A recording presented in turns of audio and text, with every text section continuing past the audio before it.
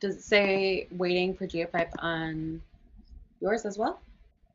Still says waiting for Geopipe here. Oh, there we go. Now Give it's it a live. second. It should pop up. It just popped up for me. Cool. Now we're good. Cool. There we go. Okay, awesome. Does it say waiting for Geopipe on? Oh no! Got that to let it echo. Okay, I'm jumping out of YouTube. There's too many things that could We go don't need wrong. two of each of us. No, absolutely not. So again, welcome. Thanks for joining us. We're really excited to have you. And we are really excited about the results that this game jam produced. We got to see some fun creativity, some really cool iterations on the theme. We are Geopipe, so we build digital twins of the real world and make environments that you can put into your games. And we actually have both of our founders here. So we've got Christopher and Thomas. If you guys want to share anything, introduce yourselves, get started. Sure. Hi, I'm Christopher.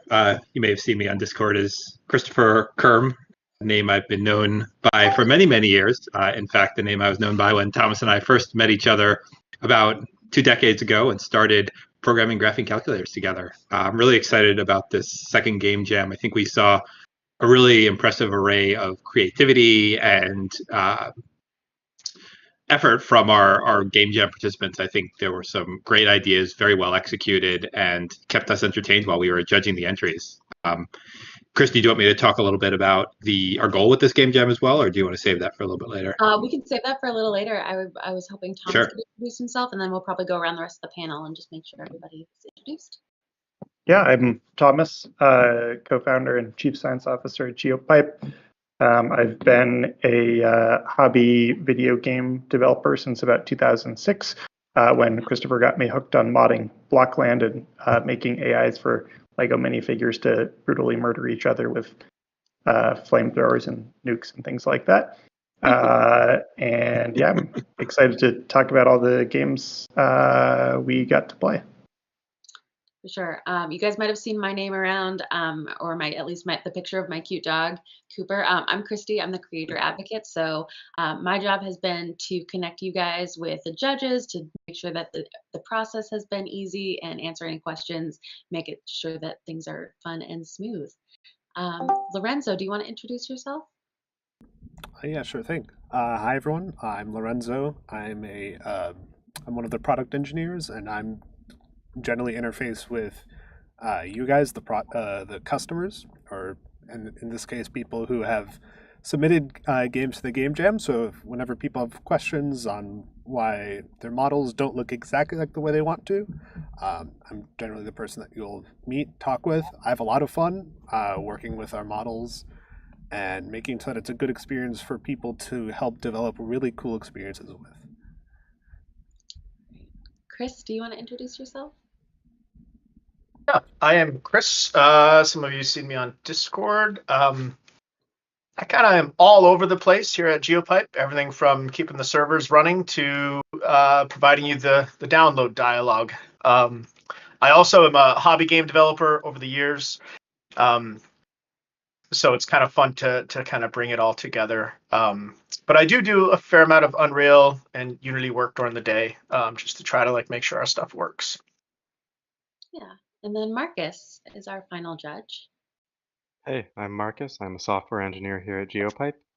In my spare time, I'm a total noob at Unity, and I try making little games. I wish I could make one fast enough for a game jam like this, like you all did, but hopefully over the long term, I'll make a nice game set in New York City. Thanks, guys. So this is our awesome panel. They judged your entries and got a chance to play all of them. So that, I think, was probably a fun work day. You know, it's good when you get to clock in and then just play video games for the day.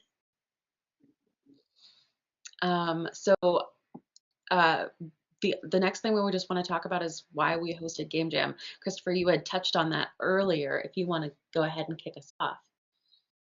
Sure. I'd be happy to add some starting thoughts on that topic. I mean, we really believe in the indie gaming space. As Thomas mentioned, we both come from hobby video game development and have, in various points in our careers, either been or supported game developers. And we think that some of the best ideas and the best creativity can come from individual creators who take a great inspiration that they have and have the right tools to be able to execute on it.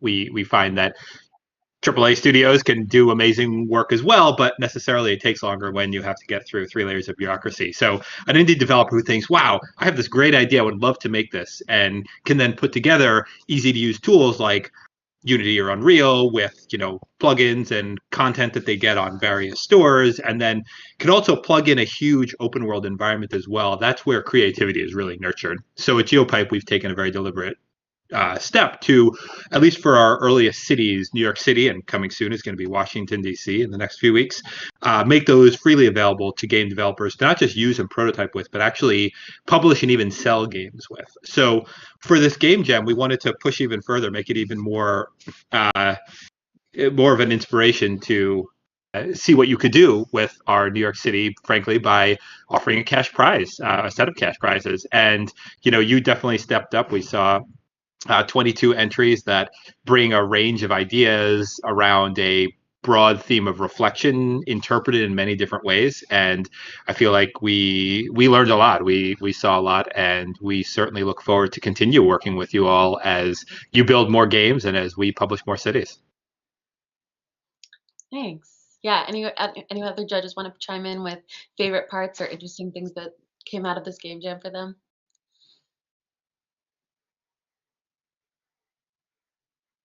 I definitely was fascinated by the wide range of interpretations that reflection took from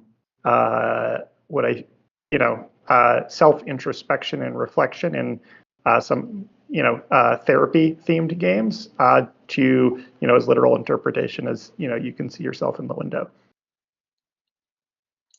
Yeah, I think that was one of my favorite parts too, was just thinking through some of those themes. So you guys probably have seen this if you competed, but this was our theme reveal. And as we've mentioned, it is reflection. So we did see all of these different high popularity entries. We saw it in buildings. We saw that self-reflective therapy game, which I thought was a really fun take. But yeah. So reflection. I thought it was interesting how many people took the mirror world multiverse view of reflection as well, more than I expected.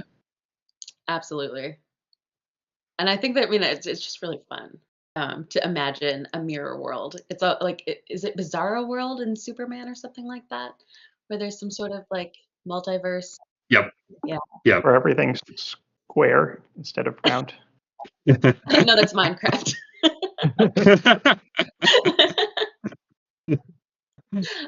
So we went through and evaluated, and by we I mean not me because I'm not a judge, but the criteria that the game jam entries were evaluated on were gameplay, visuals and style, creativity and theme, and model transformation. We really wanted to see how you could transform these models to make them your own and tell your own story. So this is a copy of the rubric. Really, we wanted to make sure that anything that was excellent was really beautiful and engaging and compelling. And then we had other marks to hit, like anything with good pacing and solid game mechanics we would still consider to be advanced. So we were really excited to see different levels. There were also obviously people at different stages of their game development journey. We saw people that were doing that were new, and people that obviously have a lot of experience. I know one of my favorite things was some of our return contestants. To see the change from their first entry to their second entry was really cool. So without further ado, let's move into our judge's choice. Our judge's choice, oh, actually, sorry. We are going to go through our awesome entries. So I put together a compilation of the entries that submitted a trailer or that we had footage for. So we'd like to play that now.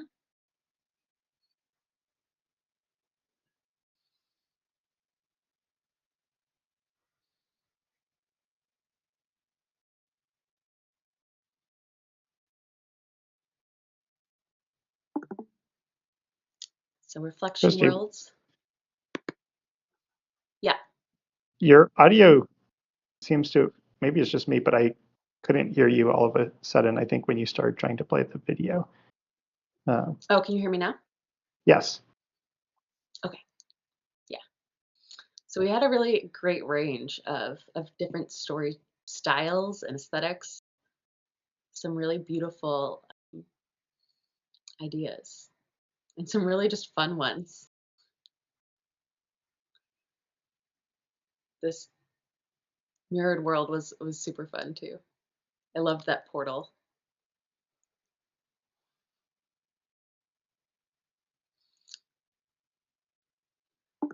So you can see that, yeah, we had different levels, different styles.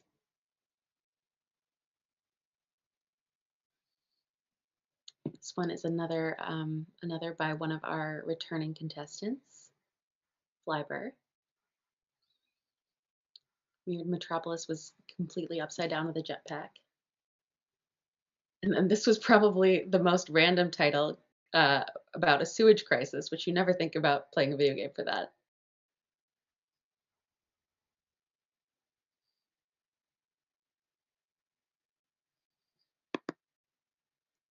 Awesome. Well, thank you to everyone who submitted and participated. I'm really excited to see your ideas come to life. That soundboard just cracks me up. Cool. Let's see. The next thing that we are ready to do, I think, is without further ado, we can go to our judge's choice. So our judge's choice was an entry that was picked by our judges as just a favorite that didn't necessarily score the highest, but was something that we really liked. So without further ado, that's the $300 prize, and that is going to go to, here we go.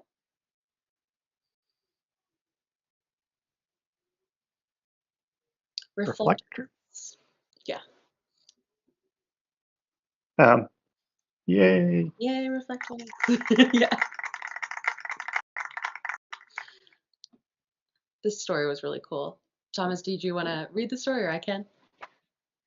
Yeah, you can read the story, and then I can talk a little bit about what we liked about Reflectrix. Sure. So in the year 2050, a massive solar storm swept across the planet, leaving New York City without power. The city was plunged into darkness, and citizens were left in despair. However, there was hope. A team of engineers had come up with a plan to bring back power to the city by using a powerful beam of light to connect a generator to a power grid. You take on the role of a truck driver tasked with transporting trucks fitted with mirrors to redirect the beam of light. Your mission is to maneuver through the dark streets of New York City and position the trucks to direct the beam of light toward the generator. And then here's a little video clip of gameplay, and Thomas is going to share a little bit more. Yeah, so we thought that this was, just a very fun example of some, classic puzzle games, in the spirit of, games going all the way back to like Spin Doctor or, Portal or all these games where, there's a storyline and then, the main mechanic isn't like shooting or blasting or jumping, but just, trying to solve puzzles. I thought the idea of like reflecting beams of light around, I've had a background in physics and, optics and really enjoy lasers in general. So, I just, found that really enjoyable. And I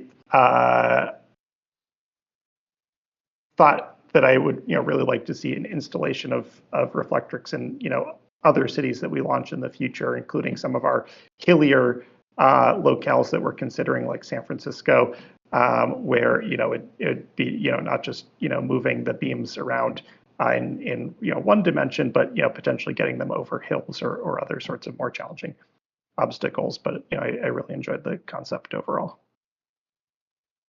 Yeah, definitely a unique idea, which is really fun. Well, congratulations. We're really excited for you, Reflectrix, and we loved your game. And let's see. So our second prize is $500, and I'm going to go ahead and reveal that now.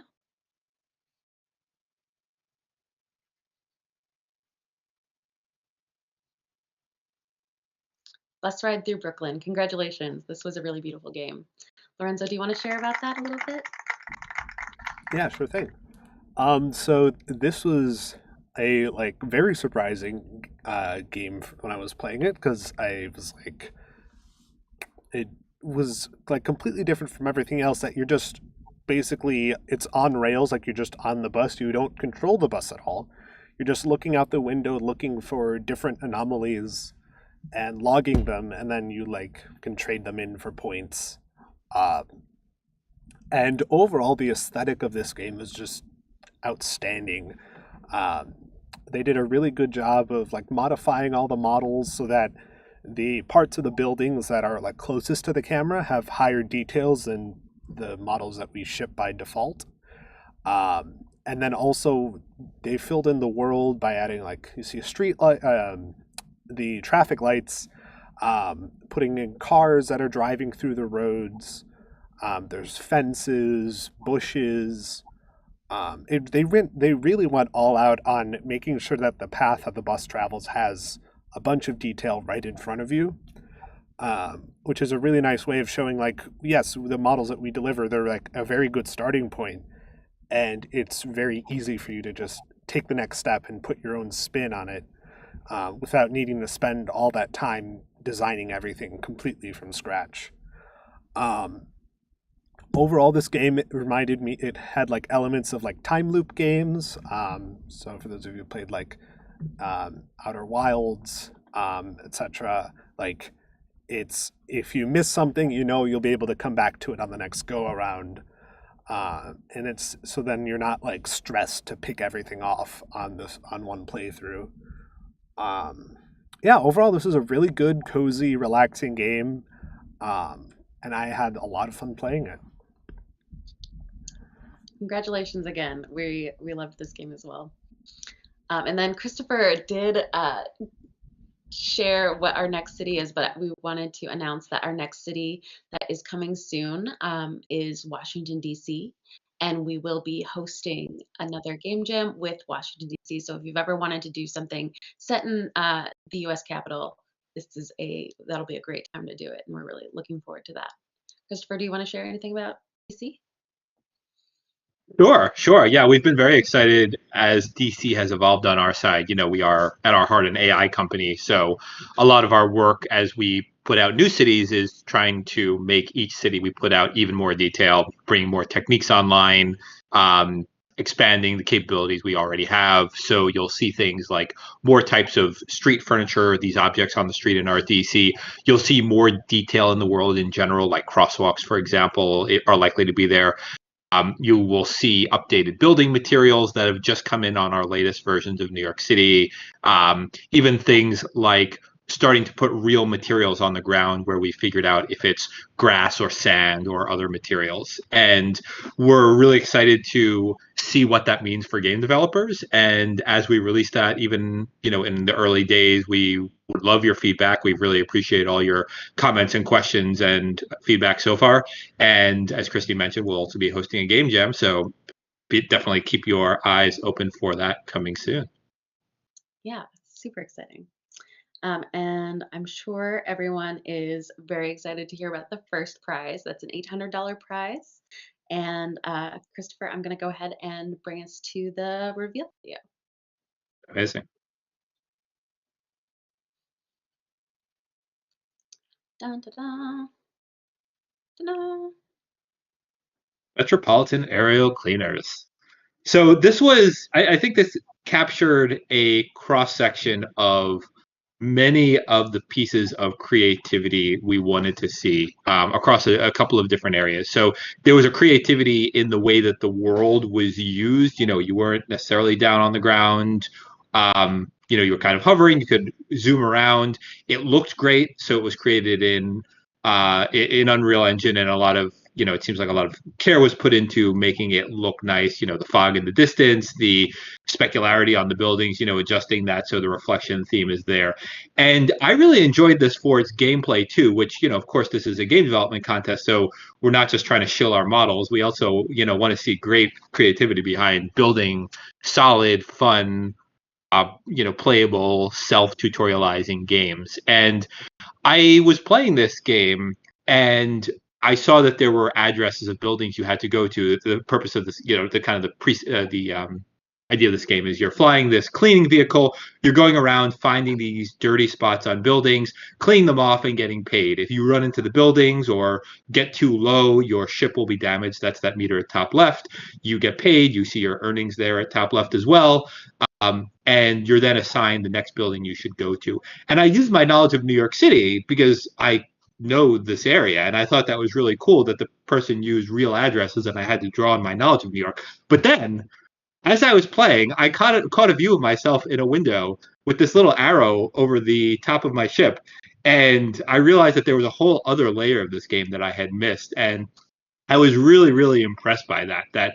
And then if you look at the shadow there, the arrows in the shadow as well. So this author thought about how to, make this clear. And I think if I didn't know New York City, I probably would have found this sooner, because I would have said 1166 Avenue of the Americas. I have no idea where that is. I would have kind of stumbled aimlessly around and seen my reflection sooner and realized that that's how I needed to find my way. So really impressive work. I think this is a great concept. First of all, executed well. Second of all, making ideal use of the fact that these are indeed the real world, pulling those addresses in and making that part of the game as well. And then providing tutorializing so you don't have to be a New Yorker in order to play it and enjoy it. So very nicely done. Congratulations. Absolutely. Congratulations. We were really excited about that.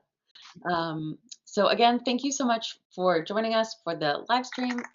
Thank you so much for joining us for the Game Jam. It's been really fun to chat with all of you in Discord, and I hope you guys stay around for our next one. And just in our community in general, we still have all of New York for free that you can download and use in other game jams and in other projects. And we're excited to see what you create in that. So if you do create something with Geopipe models, just let us know. We'd love to feature you. We'd love to connect you with people that might be able to help you. Any of those things, we'd really love to support you there. But we're really excited to see what you create there. Definitely keep following us on Discord, and if you have any questions, please feel free to reach out. I'm also going to be messaging each of you individually with some comments from your judges so that you can see what you scored most highly on, what we really loved about your games. So, and there was a lot to love. So thank you again so much. We really appreciate it. I also wanted to add to that, whether you were one of our winners or not, we loved what you created. It was a tough decision, of course, choosing who got those top 3 spots. And we also really want to see those games finished. Again, whether you were a winner or not, we really want to see those games out there in the world. So, feel free to brush them up if you have any questions on our feedback. We're happy to elaborate further. And, to Christy's point, if you're building something with Geopipe, or even if you're not, feel free to show it off on our Discord. Maybe other game developers will have ideas or feedback or resources that you can take advantage of. And, if there's something we can do to help, if it's real world models related or not, we would love to. Absolutely. All right, we're going to sign off, but thanks again, everyone. We loved working with you and playing with you, and we'll see you for the next one. All right, bye, everyone. Thanks, everyone.